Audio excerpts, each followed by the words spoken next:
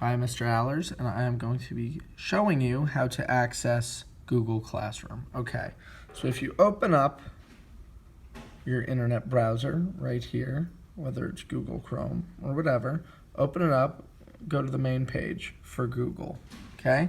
And go to the right-hand corner. What you will see is this little waffle right here. Okay, you're going to click on that. Then a bunch of options are going to pop up. You are going to click on Classroom. Okay, now for me, my classroom's already set up. So you would click on Mr. Allers' class. I would project this code, but basically what you would do is request to join my class upon selecting Google Classroom. Type this code in. Once you are done typing that code in, you will have access to my class. And right now I'm still updating the page, but you will be able to click on anything that I post throughout the year upon opening Google Classroom. I hope that was easy enough for you.